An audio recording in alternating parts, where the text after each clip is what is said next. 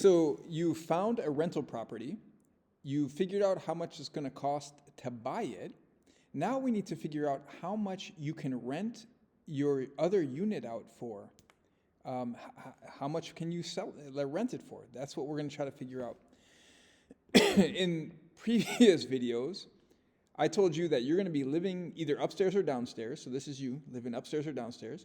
You're going to rent the other unit out to somebody else, maybe a family, maybe somebody. The question is, how much can you charge them for rent every month? Now, you could just make up a number, but that's not going to be effective. There's a strategy we use to figure out how much you can charge for rent per month. Let's figure it out. Well, remember, this is our property that we've been researching. Here's an important fact about it. Here's where it's located in St. Paul. It's in the Dayton's Bluff neighborhood. And so you can see here that, here's 94 coming this way. Lake Phalen is up here somewhere. Maryland is here. We're kind of getting at White Bear Avenue is here. We're kind of getting our bearings about where this house, this duplex is located in the neighborhood, okay? That's important because check this out. These are all the other 2-bedroom, 1-bathroom rentals in your neighborhood. Look there's probably 20 of them here, maybe more. So you have competition, in other words.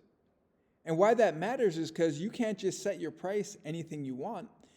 Because let's say you set your price to $2,500, but something very comparable right here is $1,200.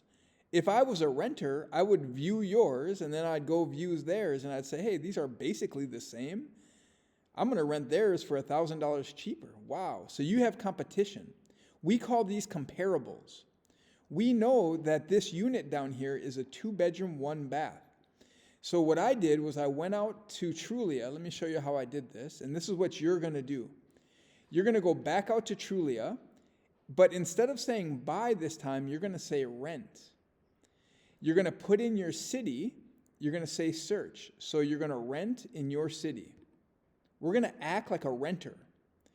Now you're going to come up and you're going to set your filters to be comparable to what you have, what you're renting out. So I know that mine is a 2-bedroom, 1-bathroom. That's pretty much obvious.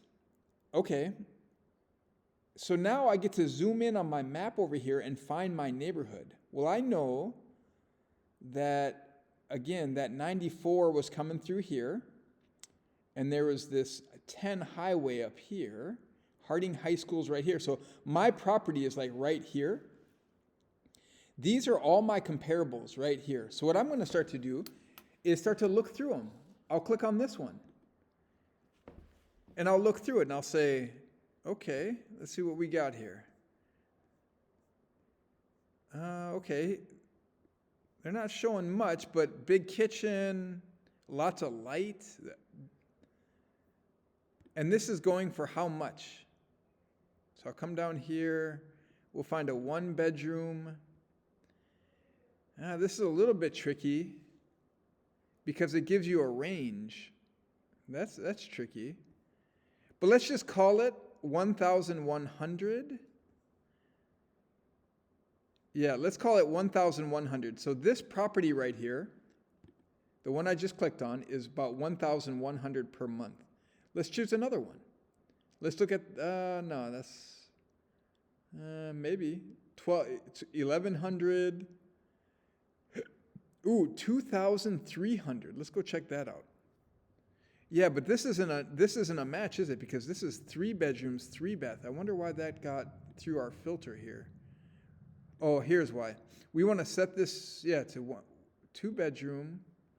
Now, this is weird. Sometimes you got to look closely. Like this one is a 2-bedroom, 1-bath, and it goes for about $1,250. This one is a 2-bedroom, 1-bath, and it goes for about $1,300. This one is a 2-bedroom, 1-bath. It goes for $1,500. So what you can do is start digging into some of these and figuring out where yours would land. Sometimes yours is better than others, and sometimes your property is worse than others. So this looks like a whole house, which is not really comparable to mine because mine is a duplex. So you're going to start collecting these, and then you're going to understand, oh, given all of the prices here, I could probably set my rent to around, give me 1 second. I could probably set my rent to probably, doing the comparison, maybe $1,250 per month. And I got that number because I went out and I did the comparison research to all my other competitors. Now I know that my property is competitive with theirs. Here's what you're going to do with that number. You're going to come to your sheet here, your packet, and you're going to write it right here. So here are the directions on how to do that. And then I would write that right here. I'd say 1,250. Your number is going to be different. You're going to take that number and you're going to put it here. So 1,250. Okay. Now you have your income. You also have your expenses. I don't remember how much my expenses were, but let's call them $3,500 per month. Remember, we got this number from doing all the work up here. Then what you're going to do is you're going to take this number minus this number. Let's actually call this 2,500. I don't remember how much it was, but let's call this 2,500.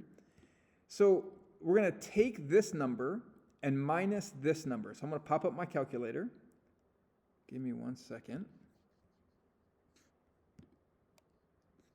And I'm going to take 1,250. Give me a second. Here we go.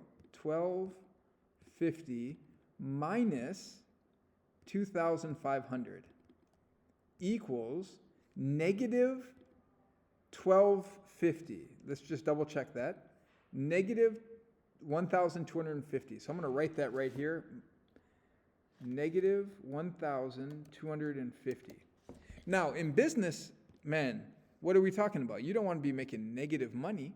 However, this tells you how much you're going to have to pay per month to live in the other unit. So remember, you're buying this whole property. You're going to live in this upper unit, and then you're going to rent out the bottom unit or vice versa. And you have a bunch of expenses, but you also have rent coming in because these people are paying your rent, paying some rent. So the other amount you have to pay. So if we come back to here, these are your expenses per month to own the property. Your renters are giving you this amount of income. That means you have to pay this amount per month to live there and own the whole property. Now, here's the question. Is this a good investment? Given all the information we've just dug up here, you can decide. You can say, man, no, this is not a good investment. I don't want to pay this amount. I think this is not a good deal. Or you can say, yeah, this is a pretty good deal. I couldn't find a comparable situation where I'm having to pay $1,200 a month and getting a house and all that stuff. So you get to decide that. After you get down here, you're going to decide that, and you're going to circle one of these. Is this a good investment? Yes. Or is this a good investment? No. Okay? Hey, and then your last step is this. We talked up here about how much you'd have to bring for a down payment. Your number is going to be different, but let's say this was like $19,500 as a down payment to buy this property. In other words, if you brought this money to the bank, they would give you the loan for the rest of this and you could go buy the property. Okay, so remember that, go get that number and put it right here. So in this case, I'd put $19,500, okay? Now, here's the thing. I want you to think of 2 specific ways that you could earn this amount of money in the next 6 months. Okay, maybe a year. If you can think of 2 specific ways that you could earn this money in the next 6 months to a year, you literally could make this whole duplex process come to life. Because the minute you have this down payment, you can go to a bank and you can buy this property or whatever property you're looking at. So that's the fun stuff. Let's see how far you can get on this. Let me know if you have any questions.